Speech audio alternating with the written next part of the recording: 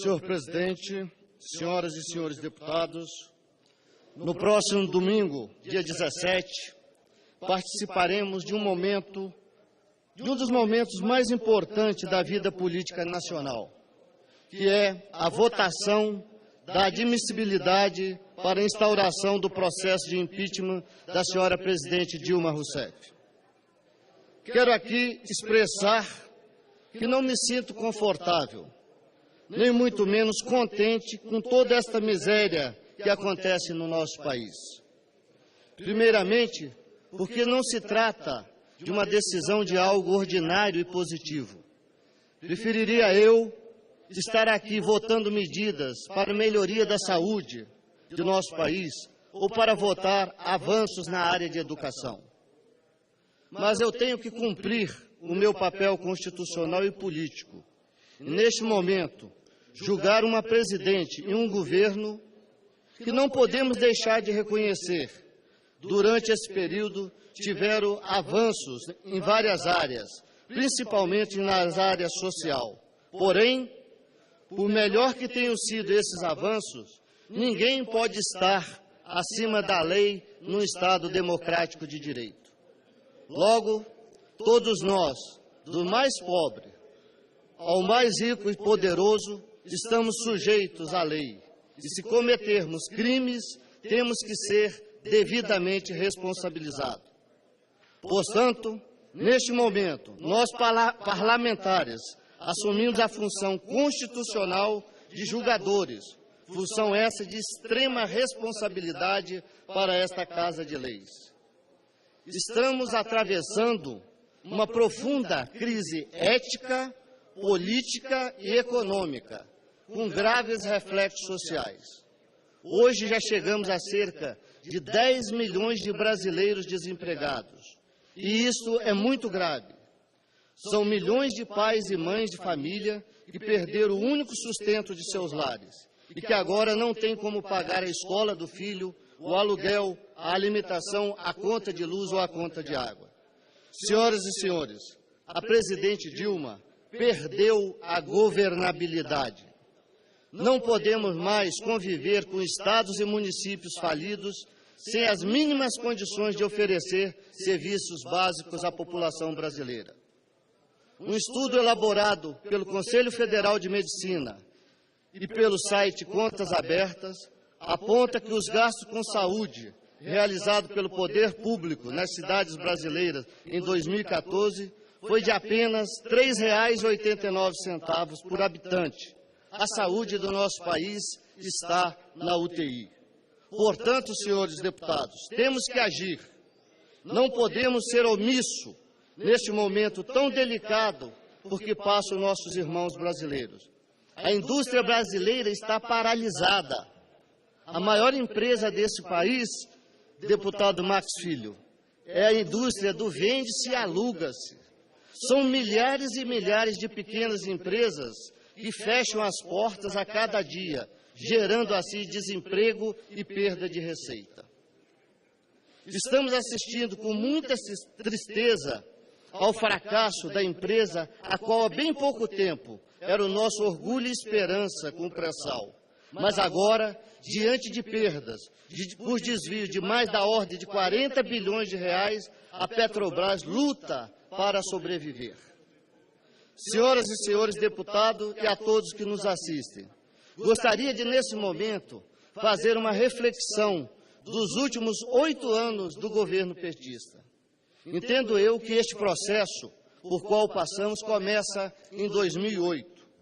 Estávamos, naquele momento, diante de uma grave crise mundial, com recessão e desemprego atingindo grande parte dos países do globo terrestre. Porém, aqui no nosso querido Brasil, foi feito o diagnóstico pelo governo de então de que tudo não passava de uma marolinha e que a saída para a crise se daria com incentivo ao consumo através da injeção de dinheiro público, estimulando o crédito. E essa medida, não temos dúvida, surgiu o resultado. Tivemos um PIB de 5,2% em 2008, um PIB negativo de 0,6% em 2009 e um PIB de 7,5% em 2010, semelhante ao PIB chinês. Tenho a plena convicção que este desempenho da nossa economia naquela época foi fundamental para que o então presidente Lula conseguisse eleger a sua sucessora. E aí está o grande nó desse processo. A presidente Dilma chegou ao poder e não dialogou com a classe política, não conversou com o setor produtivo, desprezou o seu partido, pensando que poderia governar sozinha, como se fosse uma monarca. Adquiriu a fama de faxineira no combate à corrupção, exonerando 7 ministros em 2 anos, o que fez com que sua popularidade atingisse níveis nunca antes vistos desde a redemocratização do nosso país. Senhoras e senhores, este era o momento em que a presidente deveria ter aproveitado o seu capital político, aproveitado a sua credibilidade junto à população, junto à opinião pública e o fato de ser também a primeira mulher a chegar ao mais alto posto da República e fazer as reformas estruturantes que este país tanto necessitava e necessita, ou seja, a reforma tributária, a reforma política, a reforma trabalhista e a reforma da Previdência, entre outras. A presidente, o seu governo e o PT perderam a grande oportunidade de colocar o Brasil em outro patamar de desenvolvimento. Infelizmente, optaram pelo caminho mais curto. Porém, senhores, neste mundo globalizado, rápido e competitivo, não podemos perder oportunidades, nem na nossa vida privada, muito menos na administração pública. Lembro os senhores que exatamente no dia 11 de junho de 2013, após o aumento de passagem de ônibus na cidade de São Paulo, tivemos a oportunidade de assistir uma das maiores manifestações populares no nosso país. Naquele momento pensávamos, em função dos movimentos que aconteciam lá do outro lado do mundo, estaríamos nós vivendo a primavera árabe em nosso país? A popularidade da presidente Dilma desabou, saindo de 70% para 33%. E desde então vem caindo em queda livre até a presente data, atingindo a marca de 1 dígito e com isso o pior índice de popularidade de um presidente desde a nossa redemocratização. Neste momento, senhoras e senhores deputados, caros telespectadores e pessoas que nos acompanham pelas redes sociais, estamos exatamente a 15 meses da eleição presidencial de 2014. Não tenho dúvida que, neste momento, foi planejado de maneira premeditada um projeto puramente eleitoreiro. Nesse momento, fui procurar no dicionário o que significava a palavra eleitoreiro. Eleitoreiro significa uma manobra, um conchavo político, cujo fim é tão somente a eleição de um ou mais indivíduos ou atrair os votos do eleitorado sem nenhum compromisso com a verdade e com a ética. Se não, vejamos, tivemos redução das tarifas de energia elétrica em meio a uma crise energética. Tivemos manutenção artificial dos preços dos combustíveis, não obstante as altas seguidas do preço do barril de petróleo. Tivemos a baixa histórica e forçada das taxas de juros. Tivemos um incremento acentuado dos projetos sociais.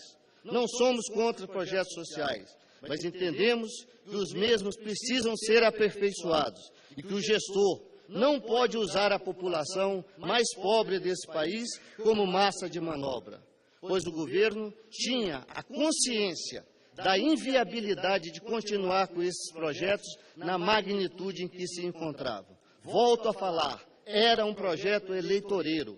Portanto, senhoras e senhores, o governo, a presidente, foram obrigados a fazer as famosas pedaladas, editar decretos sem autorização legislativa para cumprir o rombo orçamentário. Daí, na minha singela avaliação, entendo sim que houve crime de responsabilidade da presidente Dilma. E digo mais, de maneira premeditada, o que corroborou para jogar o nosso país na maior crise econômica desde a crise de 1930. Então, senhoras e senhores, de maneira muito consciente, tomei a posição de votar pela admissibilidade do pedido de impeachment da presidente Dilma. Assim sendo, em nome da maioria do povo capixaba, votarei a favor do impeachment, porque sou a favor da lei, sou a favor da justiça, a favor da ética, a favor da decência, a favor do direito à ampla defesa, mas também a favor de não se blindar quem quer que seja. Se há indícios, estou convicto de que há, o processo precisa seguir para o Senado, para que lá seja instaurado, processado e julgado. Muito obrigado, senhor presidente.